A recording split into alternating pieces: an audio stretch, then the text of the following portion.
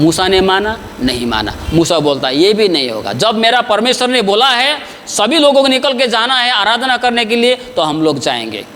शैतान का क्या बातें हैं आज हमारे लिए।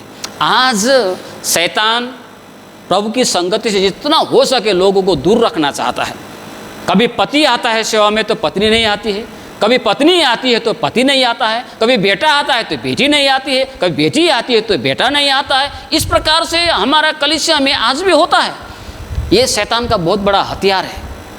शैतान चाहता जितना हो सके परमेश्वर की आराधना करने से रोके। यहाँ पर फिरौन शैतान की जगह पर है। वो कहता है, क्या कहता है, ठीक है तुम्हारा पत्नी भी यही रहो, तुम्हारा बच्चे भी यही रहो, इसी देश में हो, हाँ सब कुछ यहाँ रखो, सिर्फ तुम्हारा पति लोग जाओ, सिर्फ पुरुष लोग जाओ बोल के बोलता है ना। क्या आज शैतान इस प्रकार से हमारे जीवन में कार्य नहीं करता है? आज भी करता है। लेकिन परमेश्वर क्या चाहता है? परमेश्वर चाहता है कि पूरा परिवार मिलके उसकी आराधना करे।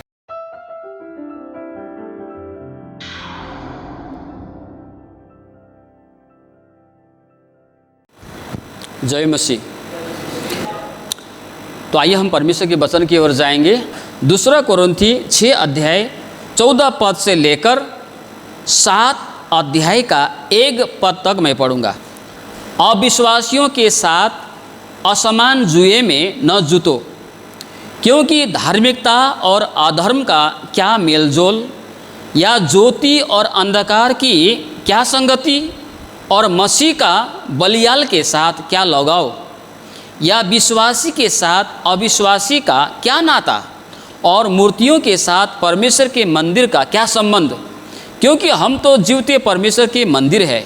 जैसा परमेश्वर ने कहा है, मैं उनमें बसूंगा और उनमें चला फिरा करूंगा, और मैं उनका परमेश्वर होऊंगा और वे मेरे लोग होंगे। इसलिए प्रभु कहता है, उनके बीच में से निकलो और अलग रहो, और अशुद्ध वस्तुओं को मत छुओ, तो मैं तुम्हें ग्रहण करूंगा, और मैं तुम्हारा पिता होऊंगा और तुम मेरे बेटे और बेटियां होंगे। यह सर्वशक्तिमान परमेश्वर का वचन है। अतः हे प्रियो, जब तक कि ये प्रतिज्ञाएं हमें मिली है, तो आओ हम अपने आप को शरीर और आत्मा की सब मलिनता से शुद्ध करें, और परमेश्वर का भय रखते हुए पवित्रता को सिद्ध करें। आमीन। और इस खंड का विषय मैंने आज के लिए रखा है, असमान जुए में न जुटो। मैं आज का संदेश को एक विषय के एक कहानी के साथ आरंभ करता हूँ। एक कहानी सुनिए।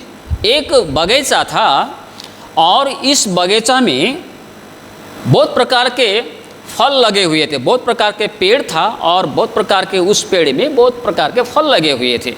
किसी में आम लगा हुआ था, और किसी में अंगूर फला हुआ था। तो इस प्रकार से उस बगीचा में बहुत सारे फल फला हुआ था, अपने अपने स्वभाव, अपने अपने पेड़ में।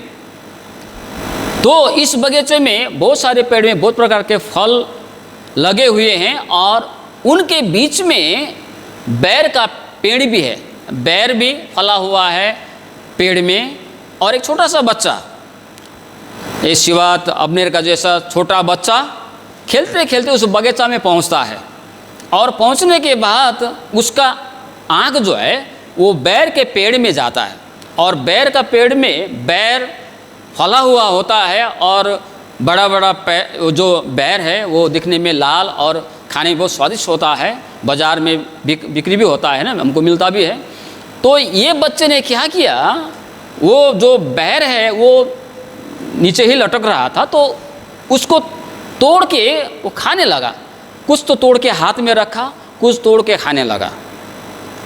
लेकिन बाद में जब उसका पेट भर गया और हाथों में भी कुछ बैर आ गया, तो देखता है कि इधर वो बच्चा का जो हाथ में बहुत खून लगा हुआ है।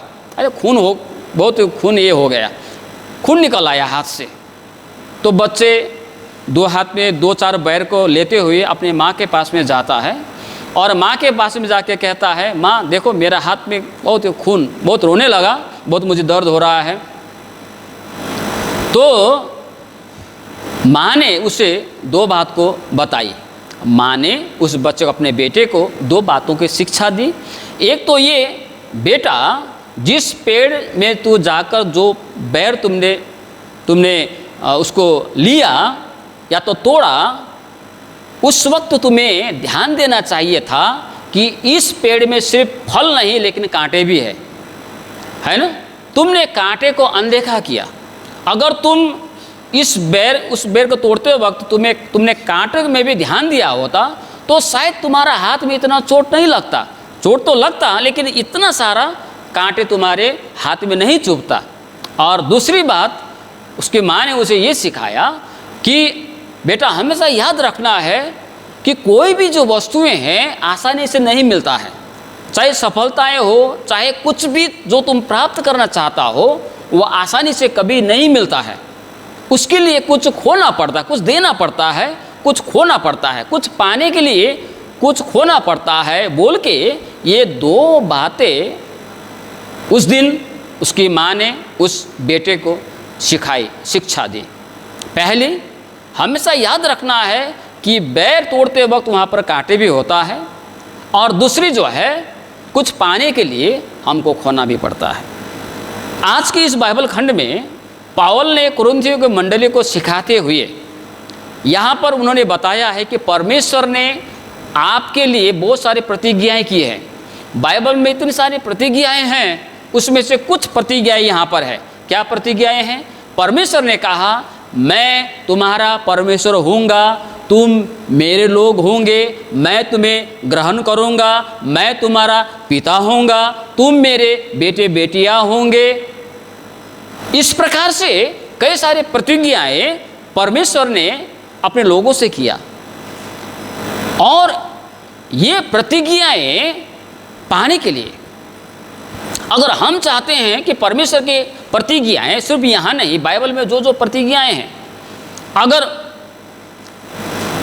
हम चाहते हैं कि वो प्रतिज्ञाएं हमको मिले, उस प्रतिज्ञा की वारिस हम हो, उस प्रतिज्ञाएं की आशीष, उस प्रतिज्ञाएं के लाभ हमको मिले, तो यहाँ पर पौलुस ने कुछ बातों को बताया है जिनसे हमको अलग रहना है, जिनसे हमको दूर भागना है। पिछले सप्ताह भी शायद मैंने कुछ बातों को बताया था कि तीमोथी के पत्र से शायद लगता है, और वहाँ पर बताया गया है, हे मेरे प्रिय पुत्र, परमेश्वर के जन, तुम इससे भागो, दूर रहो, पीछा करो। ये सारी बातें मैंने आपको बताया था। तो यहाँ भी पौलुस उसी बात को जोड़ देते हुए बताता है कि अगर हम इन प्रतिज्ञाओं को पाना चाहते हैं, इन प्रतिज्ञाएं भरी आशीषों को अगर हम पाना चाहते हैं, तो यहाँ पर एक बात वो बताता है कि अविश्वासियों के साथ असमान जुए में न जुतो,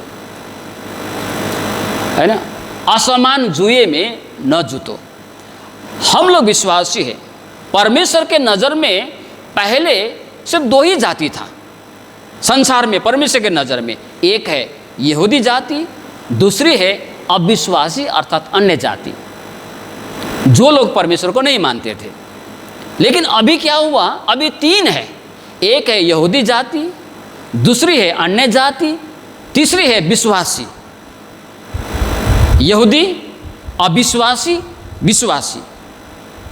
यहूदी का बात हम लोग नहीं करेंगे, लेकिन हम लोग, हमारा मुलाकात यहूदी, मेरा भी कभी आज तक यहूदी से मुलाकात नहीं हुआ है, लेकिन अन्य जाति अविश्वासी से हमारा मुठभेड़, हमारा जो उठना बैठना होता है, हमारा संपर्क हमेशा होता है।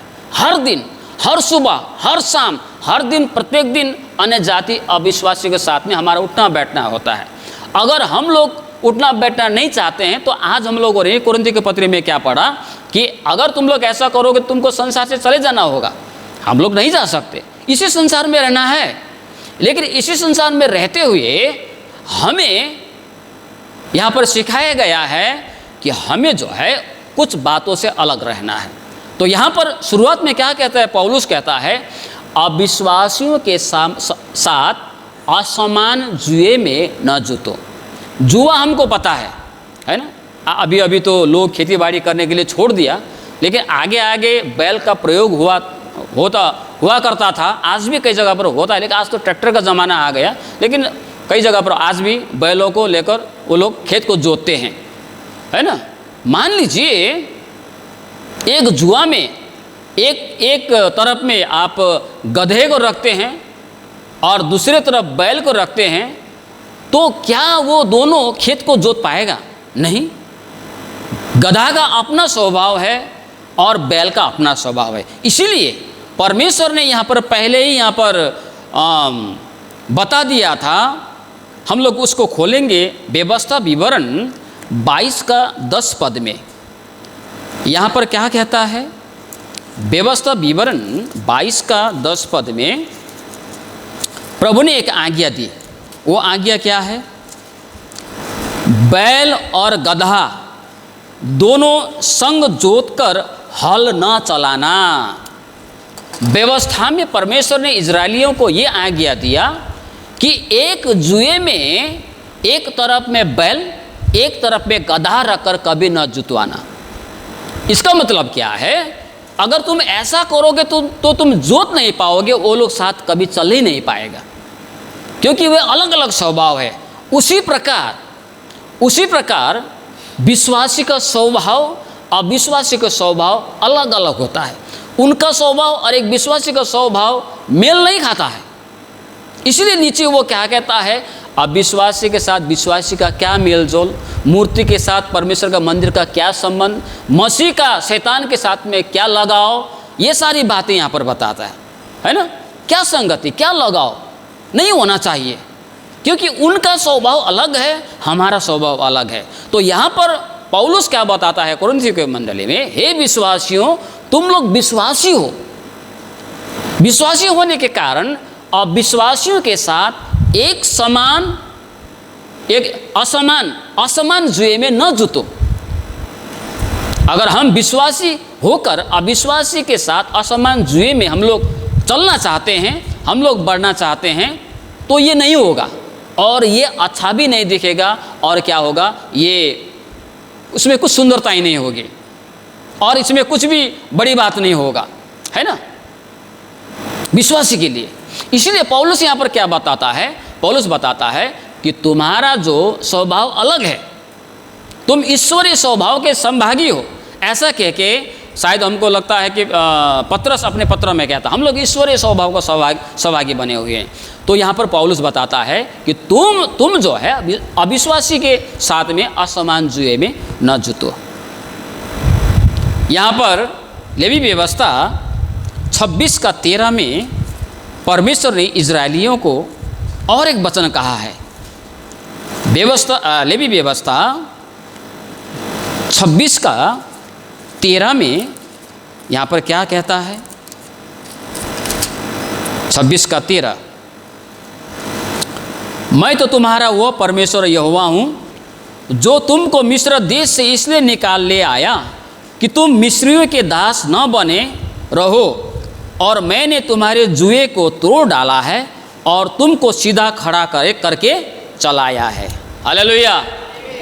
मैं तुम्हारा परमेश्वर हूँ, हे इजरायली, मैं तुम्हारा यहोवा परमेश्वर हूँ, और तुम्हें मैंने मिस्र देश से इसलिए निकाल लाया है कि तुम वहाँ पर दास बने न रहो, और मैंने जो तुम्हारे ऊपर वहाँ पर जुआ रखा था, लोगों ने उस जुए को मैंने तोड़ डाला है ताकि तुम सीधा खड़ा हो। जिसके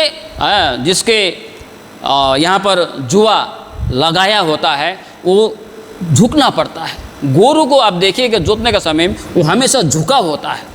उसी प्रकार इजरायलियों के ऊपर में भी मिस्रियों ने, मिस्र देश का राजा, उनके लोगों ने इतने भारी जुए रख दिया था कि वो लोग दुर्बल हो चुके थे, झुके हुए थे। परमेश्वर ने उन जुए को तोड़कर स्वतंत्र किया और उन्हें सीधा किया है बोल के परमेश्वर यहाँ पर बोलता है कि तुम दोबारा दास में न रहो, ताकि तुम हमेशा झुके न रहो परंतु तुम सीधा होकर चलने पाए। इसलिए मैंने तेरा जुआ जो है तोड़ दिया है बोल के परमेश्वर यहाँ पर बोलता है ना।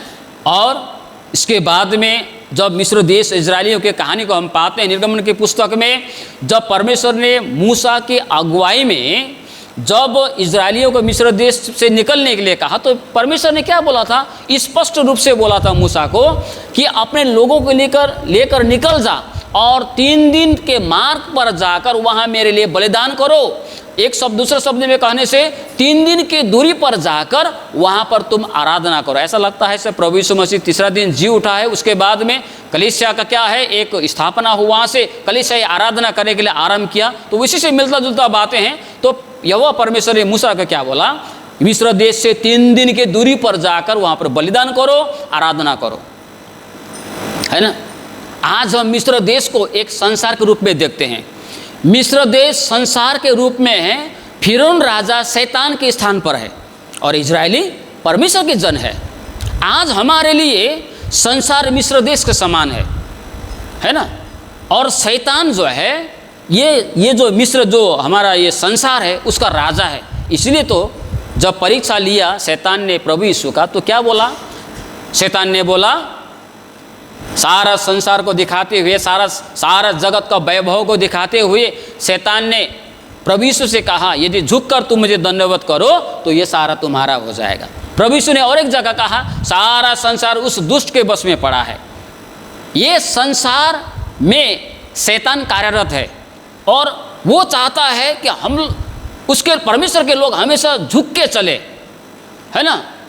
भले ही विश्वासी हो लेकिन मेरे साथ भी मेरे चीज़ों से मेरे क्षेत्र में रहे, ऐसा शैतान चाहता है। लेकिन परमेश्वर क्या बोलता है, तुम्हें अलग होना है, संसार से उठना नहीं है, संसार से चले जाना नहीं है, लेकिन संसार के जो अविश्वासियों का जो जुआ है उसके साथ एक साथ नहीं जुटना है। हमारा स्वभाव अलग है, एक विश्वासी के समान हमको चलने चाहिए, एक विश्वास के समान हमको जीने चाहिए। इसलिए मैंने यहाँ पर विषय और एक विषय रखा है, परमेश्वर को पहचानने वाले लोग भिन्न होते हैं, भिन्न डिफरेंट होता है ना। तो ऐसा यहाँ पर बताया गया है। तो एक बात हमको यहाँ पर समझने की आवश्यकता है, जब हम मिस्रियों की और इजरायलियों के इतिहास को दोबारा हम जब प्रस्थान निर्गमन के पुस्तक में पढ़ते हैं, तो जब मूसा जाके परमेश्वर के आज्ञा के मुताबिक परमेश्वर ने क्या कहा, मिस्र से निकलकर आओ और तीसरे दिन की दूरी पर जाकर 3 दिन की दूरी पर जाकर आराधना करो, बलिदान करो। उसके बाद में मूसा जो है वो फिरौन राजा के पास में जाता है। हाँ, तो मूसा लोग बोलता है, हे राजा, यहोवा परमेश्वर ने हमको ऐसा आज्ञा दिया है कि यहाँ से निकल के हम लोग जाएंगे और 3 दिन के मार्ग पर वहाँ पर जाके हमारा परमेश्वर को हमको आराधना करना है, ऐसा उन्होंने हमको आज्ञा दिया है। पता है कितना बार रोकने का प्रयास किया और किस किस प्रकार से फिरौन ने मूसा और इजरायलियों को रोकने का प्रयास किया, एक एक करके हम लोग देखेंगे। आप लोग खोलिए प्रस्थान की निर्गमन की पुस्तक 8 अध्याय का 25 पद को पहला हम लोग पढ़ेंगे।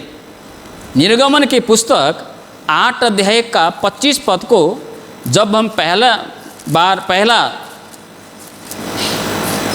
बातें हम लोग पढ़ेंगे, तो फिरौन ने मूसा को क्या कहा, 8 का 25 में, तब फिरौन ने मूसा और हारून को बुलवा कर कहा, तुम जाकर अपने परमेश्वर के लिए इसी देश में बलिदान करो। यहाँ पर पहली बात है, जब मूसा और हारून ने जब बोला कि परमेश्वर ने हमको ऐसी ऐसी आज्ञा दी है कि इस देश से निकल कर जाओ और 3 दिन की दूरी पर जाकर आराधना करो, फिरौन क्या बोलता है, फिरौन बोलता है ठीक है भाई, आराधना करो, बलिदान करो, लेकिन इस देश से मत जाओ, इसी देश में करो।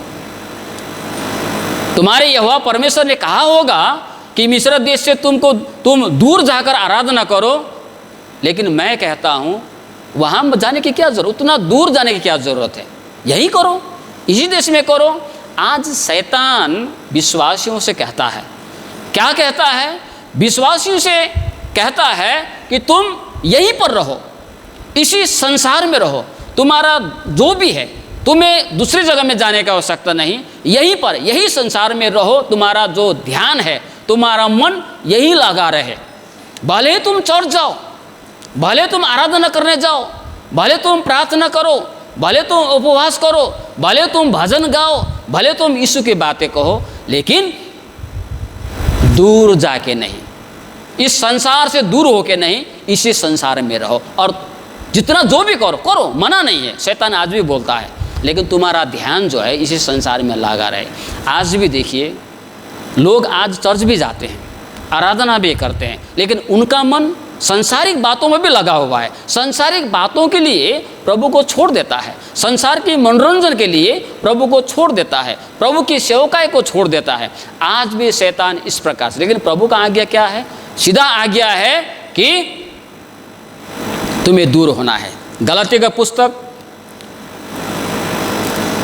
5 अध्याय का 1 पद में यहाँ पर पौलुस ने और एक जगह ऐसा कहता है, ऐसा कहा है, क्या कहा है? 5:1 में, मसीह ने हमें स्वतंत्रता के लिए हमें स्वतंत्र किया है, अतः स्थिति में स्थिर रहो और दासत्व के जूते में फिर से न जूतो। परमेश्वर ने हमको स्वतंत्र किया, यीशु ने अपने लहू, कीमती लहू बहाकर हमें स्वतंत्र किया, लेकिन हमारा मन, हमारा ध्यान आज भी इसी में लगा हुआ होता। कई बार हम चर्च जाते हैं, हम प्रार्थना करते हैं, भजन गाते हैं, बाइबल पढ़ते हैं, सब कुछ ठीक है, लेकिन हमारा ध्यान, हमारा मन आज भी इसी संसार में लगे हुए होते हैं। फिरौन ने मूसा को बोला, बलिदान करो, आराधना करो, ठीक है, तुम्हारा यहोवा का आज्ञा पूरा करो, लेकिन दूर मत जाओ, यहीं पर इसी देश में, इस देश से निकल मत जाओ, इसी देश में रहो।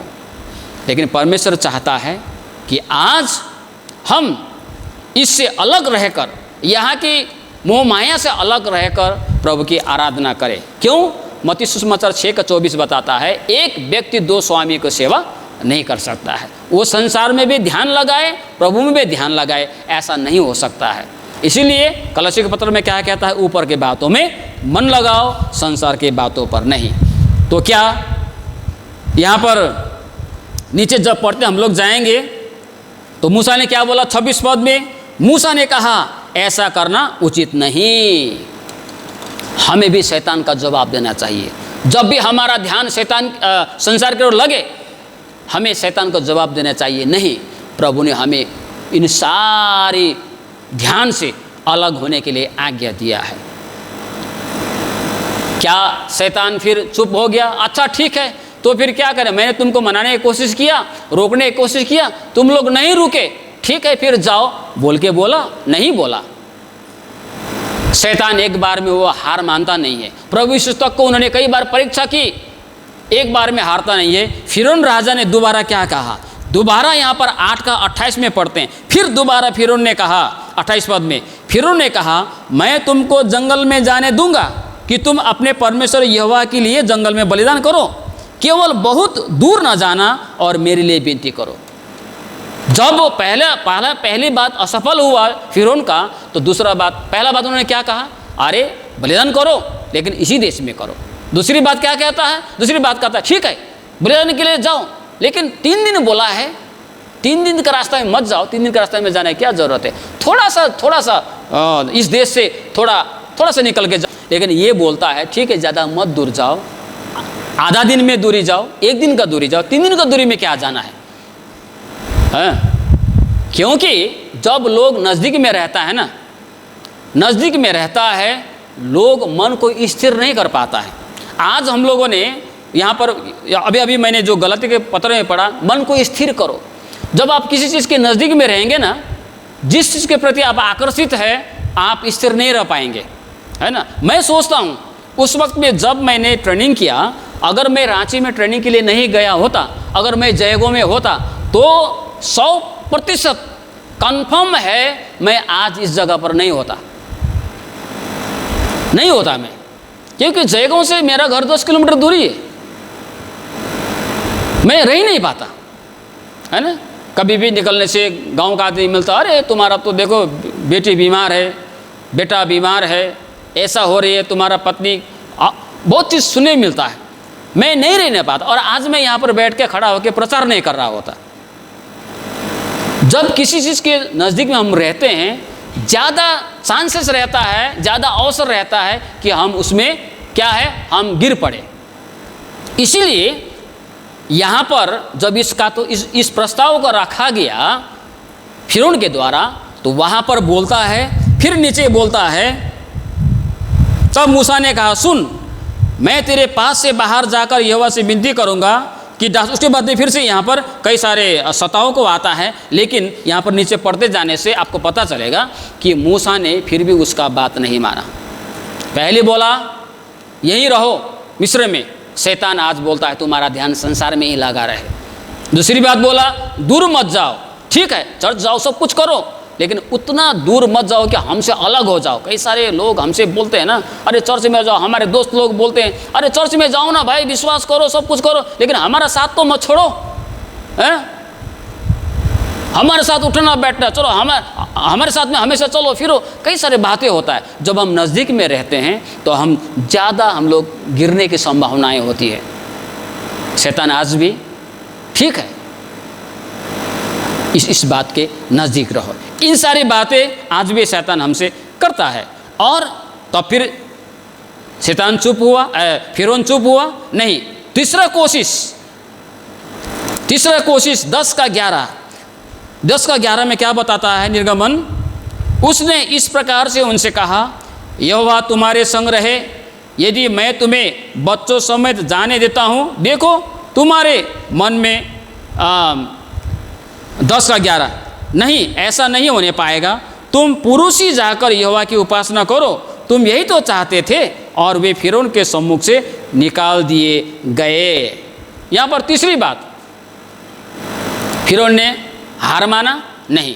शैतान हार नहीं मानता है, वो हमें कहते ही रहता है। तीसरी बात क्या है, ठीक है अब मैंने पहला बात कहा इसी देश में बलिदान करो, तुम लोग माने नहीं।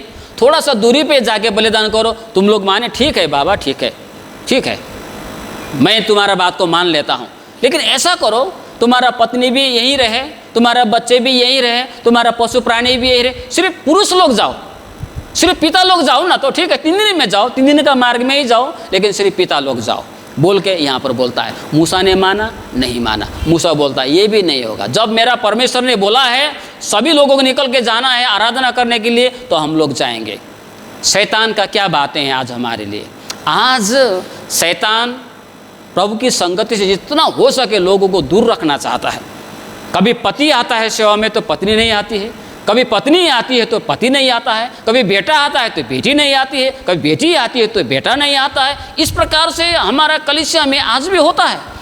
ये शैतान का बहुत बड़ा हथियार है। शैतान चाहता जितना हो सके परमेश्वर की आराधना करने से रोके। यहाँ पर फिरौन शैतान की जगह पर है। वो कहता है, क्या कहता है, ठीक है तुम्हारा पत्नी भी यही रहो, तुम्हारा बच्चे भी यही रहो, इसी देश में हो, हाँ सब कुछ यहाँ रखो, सिर्फ तुम्हारा पति लोग जाओ, सिर्फ पुरुष लोग जाओ बोल के बोलता है ना। क्या आज शैतान इस प्रकार से हमारे जीवन में कार्य नहीं करता है? आज भी करता है। लेकिन परमेश्वर क्या चाहता है? परमेश्वर चाहता है कि पूरा परिवार मिलके उसकी आराधना करे।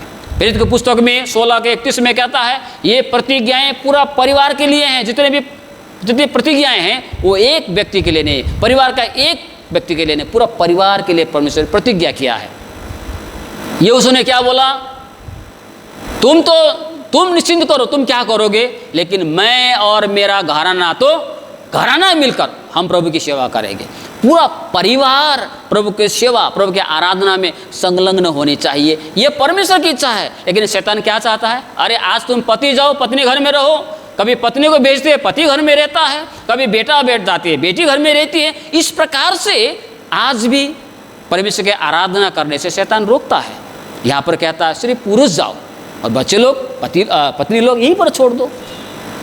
मूसा ने बोला ये नहीं होगा, मेरा परमेश्वर ने बोला है सारे लोग जाके प्रभु की आराधना करो। यहाँ पर ऐसा बोलता है ना।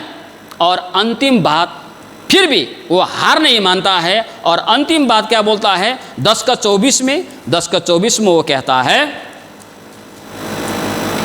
फिर तुम इस विधि को अपने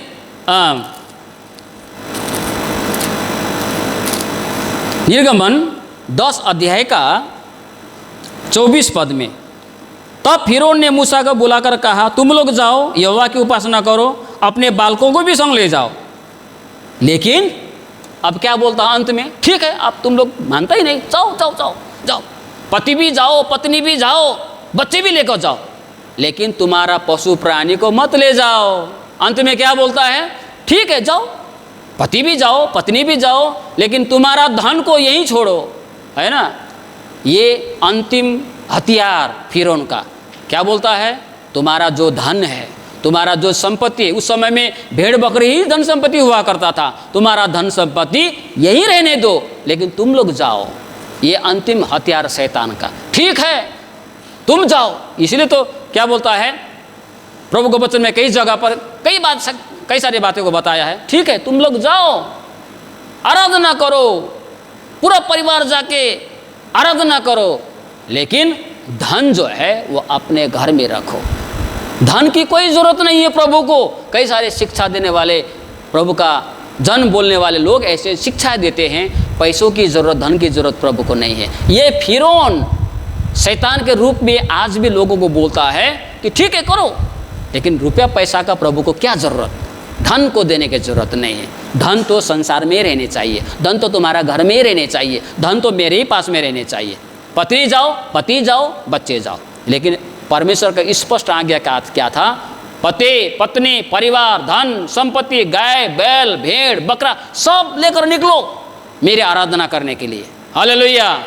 इस प्रकार से हमें परमेश्वर की आराधना करनी है।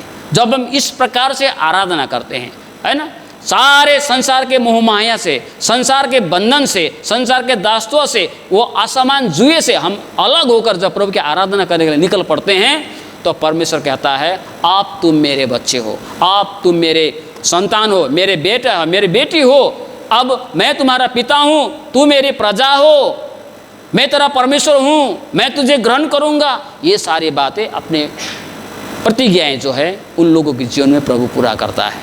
Hallelujah, hallelujah.